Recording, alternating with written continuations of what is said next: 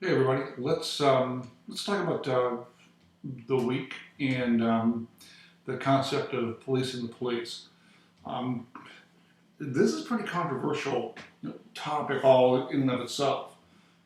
There's considerable discussion or general thought that the police will do anything to cover up the actions of other officers, and it, I'm going to grant you that that happens in many departments, but I think a lot of the difference is that the outcomes after the investigations um, are not what people want to have happen, as opposed to the cops just straight covering stuff up. And that's a general statement because it certainly occurs at some level in some departments. And with some individual officers, depending upon how they are perceived by the agency, they may get more of a break than others. So, all that being said, let's stick our feet into this. The first thing that you're going to run into are the different commissions that have looked at policing. Um, Make sure you know these. Really important. You're going to see them again, and understand what they were trying to do, and what they were trying to resolve. What the scope was. Now, Wickersham, broad scope. What's going on in the justice system? Uh, Kerner Commission was more about how did the police handle the civil unrest in the 1960s. Um, that was that was the first time I think that you really saw people and media on a large scale question the tactics of officers and how a riot type situation was handled. And even that involved a whole bunch of different stuff. It continued up and through, even though the commission was in 1965, up through the late 1960s with the Democratic National Convention in Chicago and the issues that they had, they being Chicago PD, had there. The next is the NAP Commission, a fairly small scope in New York City. And then Mullen, we revisit some of these things again in the Mullen Commission in 1994. The Christopher Commission right after Rodney King. Um, so know what they are. Know, and I hate to do the dates to you, but I want you to see the sequence. And I'm sorry about that, but I want you to see the sequence of how things were looked at. Whenever you do an investigative commission like this, remember who's starting it, and I shouldn't say starting it, but remember who's putting it together, and it's usually politicians. And that should at least start to raise your thought process as to what's actually going on, with the commissions. Okay, so that's going to be topic one for you. The next topic I want you to know and understand is the idea that first line supervisors and your field training program are the places that you prevent misconduct on the lower level of the chain. And hopefully that moves upward as people get promoted and go into higher positions. And the things they learned through their supervisors, through their field training programs, will be will have lessons that will bear fruit as far as integrity throughout the department. So, that being said, your first line supervisor is going to be the first person that looks at a complaint till when a complaint comes in. Who's going to usually take the complaint? Most often it happens at the front desk, can happen over the telephone, can happen via mail. Seldom does it, a mail-in complaint will end up either at the chief's office or some other place to begin a process of investigation if the complaint warrants investigation and if there's enough information to begin an investigation.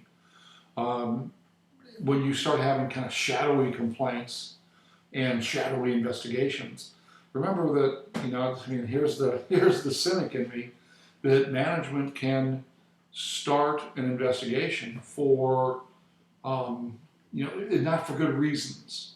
And I'm aware of a internal affairs investigation which was highly political, and was very devastating to an entire department with the way that it was handled. Next thing is the concept of organizational culture. What I mean by that is how does your organization work? I know of one agency in Los Angeles County that I'm just stunned every time I talk to the chief who's fighting this organizational culture. And that may be one of the agencies that you may see people being protected from the complaint process. There's certainly issues going on that the chief is really trying to deal with, but everybody below him grew up in that organization, they're part of that culture. He's trying to change it.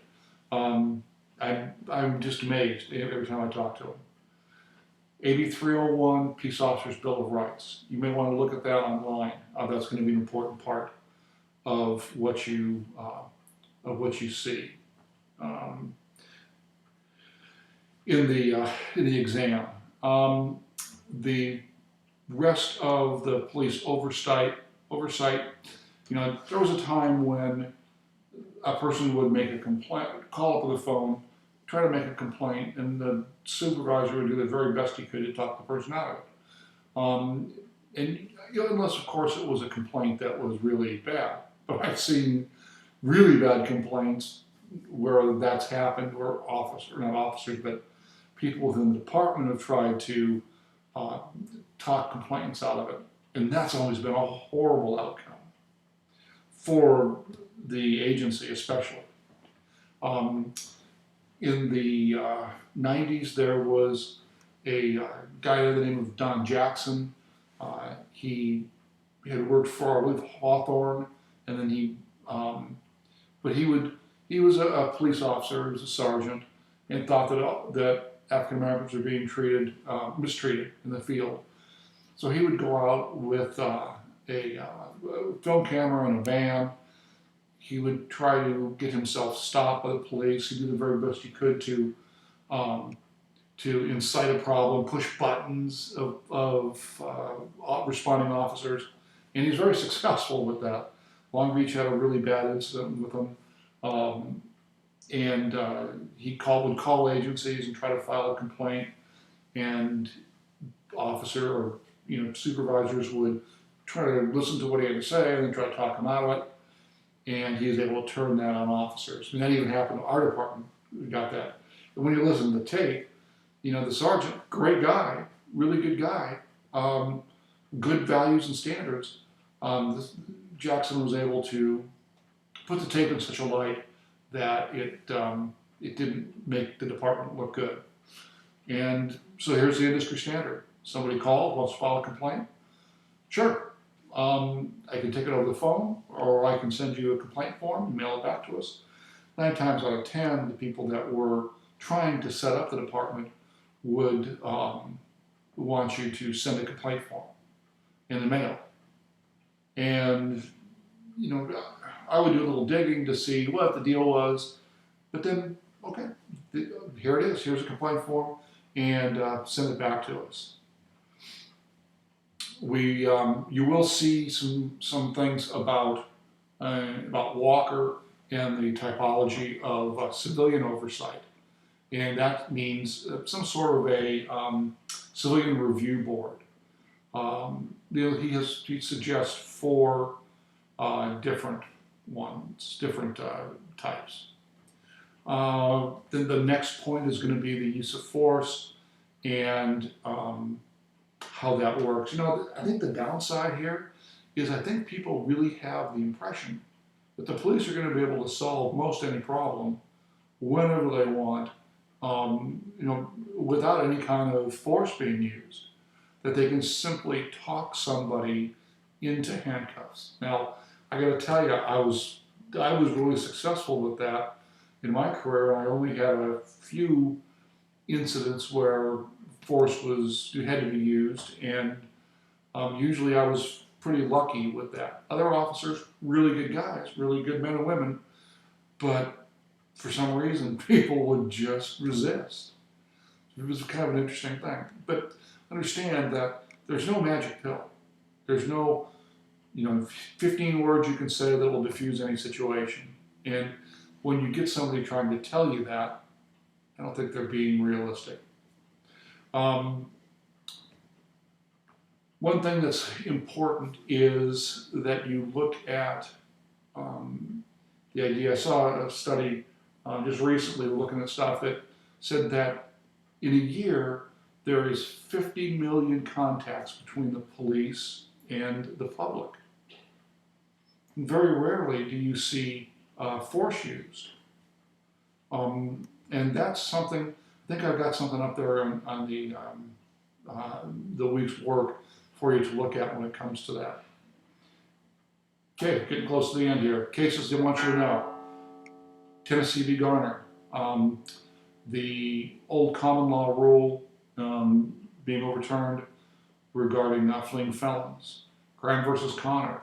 That has an awful lot to do with the writing assignment and the discussion of AB3, or what is it? 83, 91, 92, and the Senate bill. So make sure you have a good handle on that, because you're going to see that again in this course and in others too. The 30 guiding principles of the use of force. That's something, if you're going to go to law enforcement, or if you're going to be a researcher, you might want to make a note of that, and maybe actually even take a look at it and see what the Police Executive Research Forum has to say about that. So that's the basic idea of the chapter. The things I want you to know, what I have 8 or 9 highlights. Make sure you get those done, get your papers done, get them in on time, and we'll see you all in class.